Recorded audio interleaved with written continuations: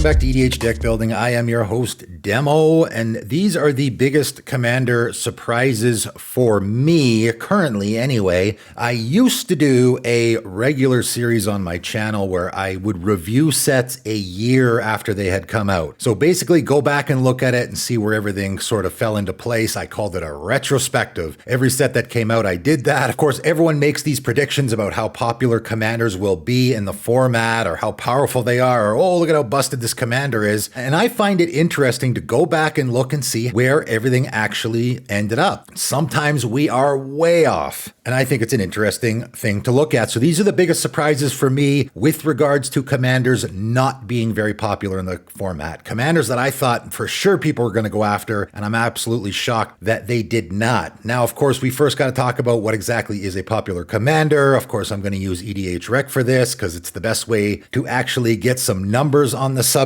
I know it's not completely accurate. You never really can be. Now, if you look at the most popular commanders in the format, Atraxa's number one, 33,000 decks. And then after that, it's 25,000 for the Dragon. Eureka's about 20. Lathral's 20, right? So the most popular commanders, the ones right at the top, are in the 20,000 range, let's say. So I figure, okay, if we cut that in half, we'll get to 10,000 decks, which will get us to commanders that are certainly popular, but not the most popular, right? Like a Zur the Enchanter. That's a commander that everyone is very familiar with, but you probably don't see it all the time unless it's in your playgroup. Magda Brazen Outlaw, the First Sliver, right? These are commanders that everyone is very familiar with. They're powerful, they're popular in the format, but not like super popular. Now, if we cut that number in half again to 5,000 decks, that's when we start getting commanders that I think everyone, again, is kind of familiar with, but you don't really see them. Again, unless they're in your regular playgroup, you're probably not going to see them very often. So like a Tulrun Sky Summoner, right? Everyone's very familiar with that commander, but I'm sure you probably don't see it very often unless it's actually in your regular playgroup. Xenagos God of Revels and Riku 2 Reflections, they're both around that 5,000 range. Used to be really popular commanders, but now they're hanging out in the 5,000 range,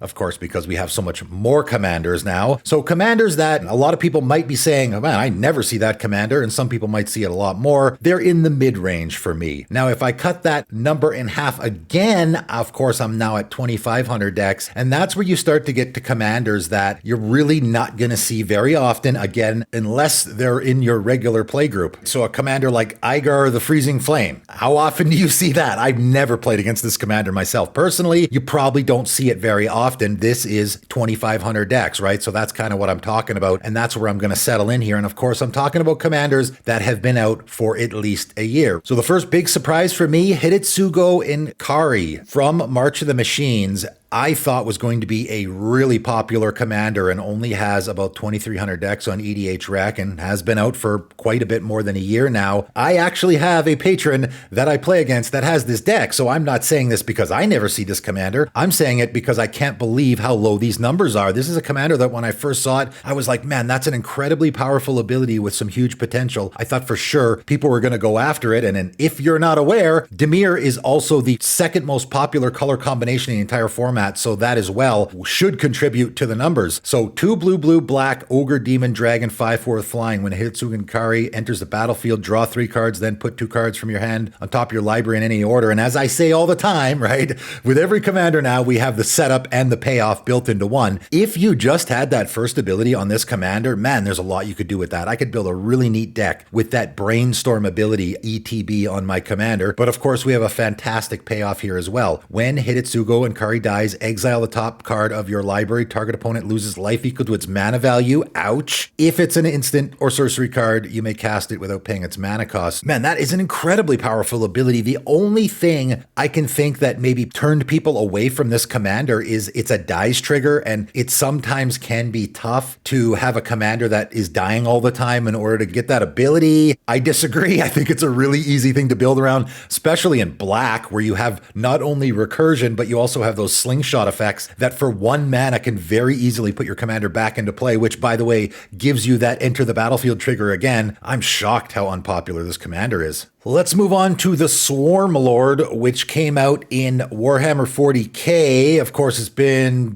about 2 years since that set came out. 3 green, blue, red, Tyrannid 5/5. The Swarm Lord enters the battlefield with 2+1/+1 counters on it for each time you've cast your commander from the command zone this game. Not bad, but But the really great build around ability here is whenever a creature you control with a counter on it dies, draw a card. Wow. Open-ended. Again, it's in great colors. So much you can do with it. Very Atraxa-esque sort of feel where, okay, you could just do anything with counters, right? There's a lot you can build around there. This only has 2,200 decks on EDH Rec. Now, maybe, possibly, we are in the Universes Beyond scenario where people don't really like the Universes Beyond stuff as much. Although for me, I actually really like the Warhammer 40k stuff. And no, I am not a Warhammer 40k player. I just really like the stuff. I thought it actually did fit pretty well in the Magic universe and also had some fantastic commanders and some fantastic 99 cards as well. This is such a fantastic build around. Whenever any creature you control dies with a counter on it, you get to draw a card. I mean, you could do any counter theme here. How about a level counter deck, eh? That's something that we, funny enough, don't actually have a commander for yet, but here's a commander because it's so open-ended, is a great one, right? You can do the level counters thing. If any of your creatures die, you get a card draw off of it. That's pretty great value. One of the biggest things when you're in a heavy creature theme is board wipes are sort of a blowout for you, and your commander is, it's not protection against board wipes, but it is refill my hand, right? Being able to refill your hand every time someone casts a board wipe is pretty fantastic for rebuilding your board. I'm really shocked how unpopular this commander is. Moving farther down the list and getting to even less popular commanders here, Tegwyl, Duke of Splendor, is a pretty surprising one for me from the Wilds of Eldraine commander set. And this one is particularly confusing for me, and I will get to why. So 1 blue, black, Fairy Noble 2/3. So again, Dimir colors. That's pretty good. Already we have that. Flying and Death Touch, fantastic combination to have on your commander. Other fairies you control get +1/+1, so we're doing Fairy Tribal, very popular tribe in the format. And of course, just tribal commanders in general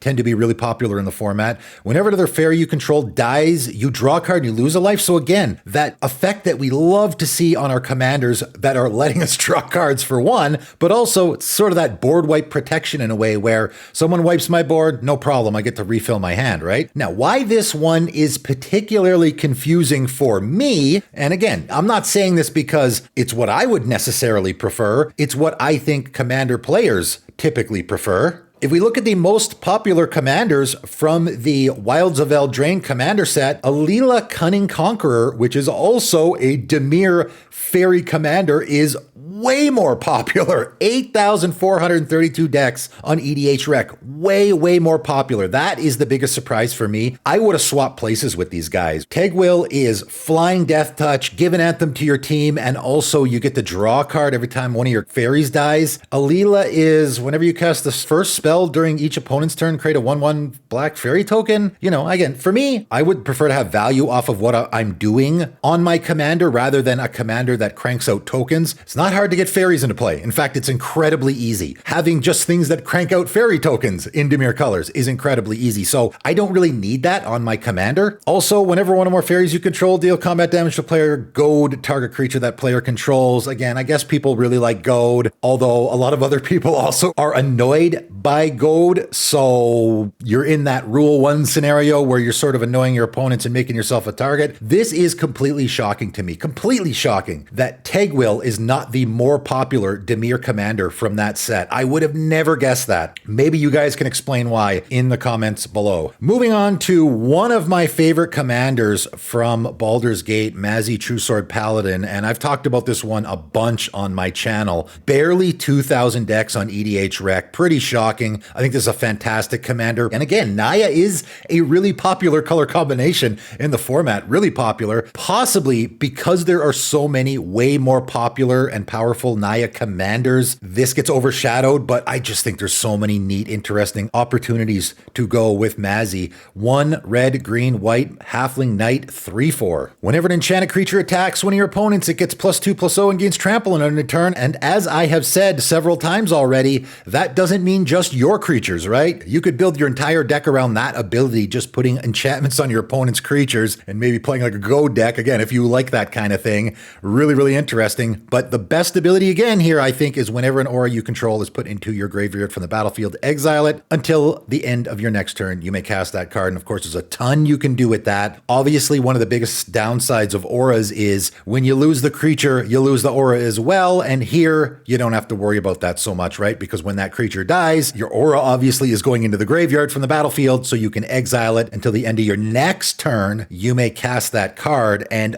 because you're casting it from exile, you can also do stuff with that, right? There's a lot of the cast from exile or cast from anywhere other than your hand stuff floating around now. All that fits in here as well. There's so many neat things that you can do with this deck, in my opinion. I'm really surprised this commander is so unpopular. Getting farther down to Oscar Rubbish Reclaimer, and yes, maybe the fact that this is Dimir actually hurts it. I don't know. Like, people tend to go after commanders that are in those color combinations that people want to play. Dimir's a really popular color combination. I've already covered 3 Dimir commanders here. Maybe there's so many better Dimir commanders and people already have 1 or 2 or 3 Dimir decks. They don't want to do this as well. I'm not sure, but this to me is a fantastic commander that you can do so much with. And again, very open-ended. Those open-ended commanders tend to lend themselves to be more popular because there's so many different directions you can go with it. So 3 black and a blue, human wizard 3/3. This spell costs 1 less cast for each different mana value among cards in your graveyard. So nice cost reduction on your commander. It's very likely that when you cast your commander for the first time, you'll just be paying a blue and a black, and possibly going forward, you might also be paying a blue and a black if your commander dies, right? The build around here, though, whenever you discard a non-land card, you may cast it from your graveyard, and maybe that's just not a super powerful ability that attracts a lot of people, but again, for me, this is a commander that, because it is so open-ended, there's a lot of different directions I can go with it. I'll just throw out the transmute idea. I love transmute. It's pretty fantastic, and it is only in blue and black colors, so this is a perfect commander for it. Cycling as well. I know we already have dedicated cycling commanders, but cycling is a discard ability, so you can cycle cards to draw more cards and then still play those cards from your graveyard. I think this is a pretty good commander. Only 2,073 decks on EDH Rec. Pretty surprising. Getting farther down the list, River Song, which to me, I thought would be the most popular commander from Doctor Who. Now, again, we're in the Universes Beyond scenario, so that can affect this as well, obviously, but this commander not only just has a incredibly unique couple of abilities, but also the power level is here as well, I believe. This is not even the most popular commander from Doctor Who. It's the 3rd. There's actually a couple that are more popular. Maybe people don't like this character. All that kind of stuff plays into it. But just what this commander's doing on its face, I'm surprised it's this unpopular. Only 1,700 decks on EDH Rec. 1 blue, red, human Time Lord Rogue 2/2. You draw cards from the bottom of your library rather than the top. It is possible, and again, this is an incredibly unique ability. We've never seen this on any card ever printed in the entire history of Magic, so what can you do there? It is possible, though, because people have said playing this physically, an actual paper deck can be really difficult. I'm not sure how you would go about it. If anyone has this deck, I'm curious to know if you have a method for drawing off the bottom of your deck, because it can get pretty difficult, obviously. How many times during a game do you knock your library over? But it is a really neat ability that you could probably do a lot with. Even better, though, whenever an opponent scries, surveils, or searches their library, put a +1/+1 counter on River Song, and then River Song deals damage to that player equal to its power. So finisher on your commander, right? Your commander could actually just sit there and close out games all on its own. All you would have to do is protect it. Your opponents are always going to be scrying, surveilling, and searching their library in commander games. You don't even have to build around this at all. All you have to do is, throw a damage doubler in there or something like that, and you could probably easily close out games. The power level is really high here, I think. But obviously, there's a lot of neat ways to build around this as well, especially the searching of your opponent's library stuff. You can even do a little bit of a Huggy theme, which I think is super interesting. This is one of the most unique commanders that came out last year. I'm actually really surprised how unpopular it is. All right, moving on to Rigo Streetwise Mentor, and now I'm going all the way back to Streets of New Capenna. This is a commander that, funny enough, I actually made a couple of different decks with this guy. I thought it was a fantastic commander. 1 hybrid Selesnya mana, a white mana, and a hybrid Azorius mana. Cat Citizen 2/2, enters the battlefield with a shield counter on it, so built-in protection for your commander. Pretty fantastic. Whenever you attack a player or planeswalker with 1 or more creatures with power 1 or less, draw a card. What a neat, interesting ability. Super interesting build around. Again, great colors in Bant. A lot of different ways you can go with it. Very open-ended. You get the card draw off of your commander. It's always great to have that card draw on your commander because it's something something that you essentially don't really have to worry about during the deck building process. What could you do with power 1 or less? Well, I'll throw out one of the ideas I did with this commander, which is Pegasus Tribal. Any underwhelming tribe, although again, we're getting a commander for every occasion, but any underwhelming tribe in Bant colors, this could be a great commander for you as long as the power 1 or less fits. There is so many neat ways to go with this deck, in my opinion. I mean, you could even attack with creatures with power 0 and you will get the card draw, you know? Why would you do that? I don't know. Make some sort of funny, weird, huggy deck where you attack with your 0 power creatures and draw cards. Just such a neat commander with so many different directions to go with it. Only 1,300 decks on EDH Rec, and I never see this one. I don't know if I've ever seen anyone play this commander, and I think it's pretty great. Moving on to the really unpopular ones. Now we're going below 1,000 decks on EDH Rec, so these are commanders you likely have never seen. Again, unless you actually know someone who has this deck, you probably have never seen this commander before. Malcolm Alluring Scoundrel, so we're talking about Lost Caverns of Exelon here, and this is a commander that I think has incredible potential, but I guess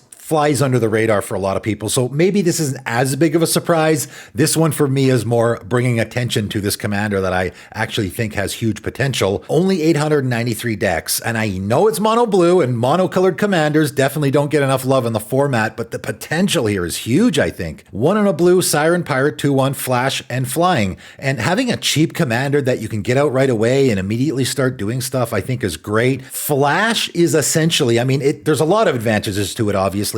But with this commander, it essentially works as pseudo haste because, of course, you want to be attacking with your commander. So you just wait till the end step before your turn, you flash it out, and then on your turn, you can immediately start going to town. And whenever Malcolm Alluring Scoundrel deals combat damage to a player, put a chorus counter on it. Draw a card, then discard a card. If there are 4 more chorus counters on Malcolm, you may cast the discarded card without paying its mana cost. Holy, what can you do with that? I mean, there's so much you can do with that. The power level here is incredibly high. And I know people might say, I mean, I don't know what people might say. Maybe it takes a while to get the 4 chorus counters on there.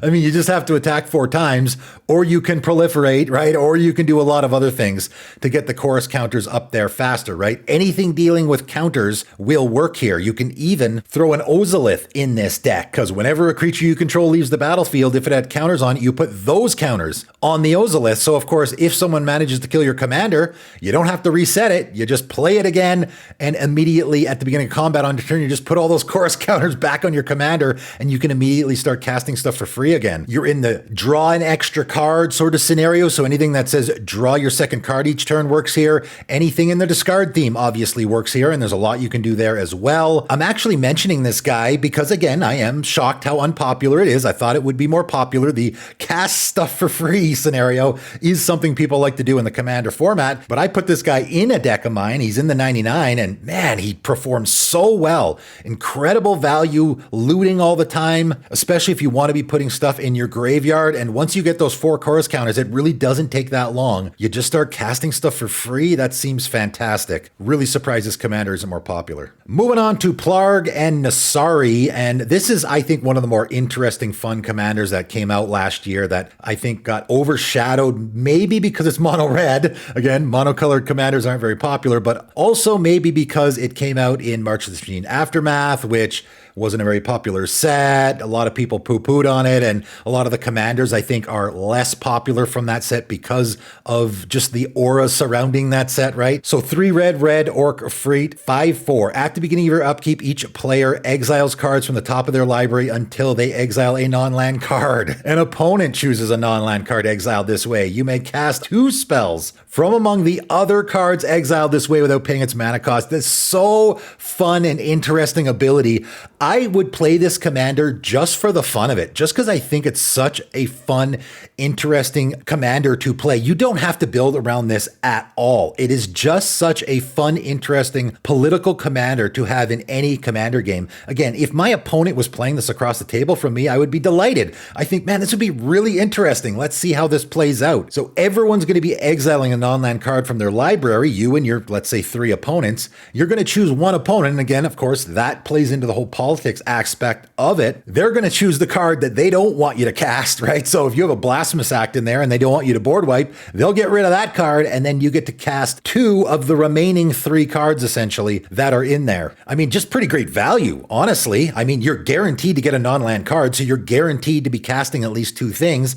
It's possible you get something that's not great. It's also possible you get some real bangers. Now, is it possible that everyone looks at this commander and sees an Etali Primal Storm, and hey, Etali's just better, so I'm going to cast more things, get more stuff for free. Certainly, it's way more popular in the format. It's possible. It's maybe people just see this as a worse version of Etali Primal Storm. I think this is a more interesting, fun version for me, and it's certainly, unlike Etali, which is removal magnet as soon as it hits the table, Plargan Nassari I don't think is going to be. It's a really fun, interesting commander. You could pretty much go in any direction with this commander, and I think you're going to have fun with it. I'm really surprised how unpopular this is. Only 732 decks on EDH Rec. The politics aspect, the casting stuff for free, all of that kind of seems like stuff that people really like in the commander format. Pretty surprising for me. I'm going to end off with Myx Replica Rider. This one is, again, the most surprising for me just because I thought people would go after it and they haven't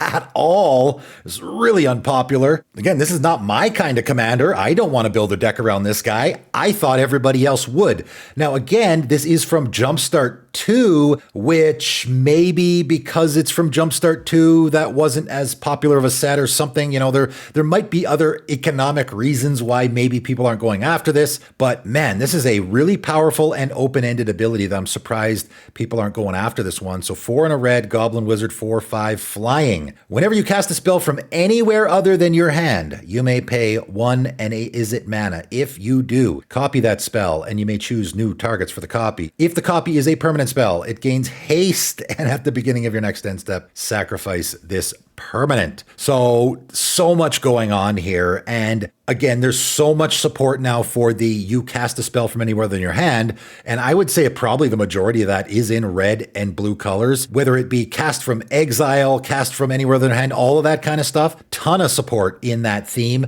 You're copying spells, which again has a lot of support, a lot of neat things you can do there as well. Are you copying instants and sorceries, which of course, because this is an Izzet commander, you would lean towards. You can also copy the permanents, a lot of neat things you could do there. This is such an interesting commander that there's so many different ways you can go with it. I'm actually really shocked how unpopular this is. 322 decks on EDH Rec, which is essentially nothing, right? I imagine a lot of people have never seen this commander in a commander game, and likely a lot of people watching this video have never even seen this commander before. Insanely unpopular. Do you know anybody that has a Myx Replica Rider deck? Maybe people just see this as an Izzet Spellslinger commander and not a very good one. There's just way, way better ones. You don't have to do Izzet Spellslinger though, right? I guess if you do copy a permanent, it gets sacrificed. I don't know, that seems pretty good with like an Ichor Wellspring. Again, if I'm just throwing out ideas here, maybe you could do an artifact theme with this, right? I cast my Ichor Wellspring from, say, exile because I'm doing impulse draw. I pay 2 to copy it. I get the card draw, get the card draw again from the copy that I made. That copy gets sacrificed and I get to draw a card again, you know? So you can play off the whole sacrifice thing, right? You can actually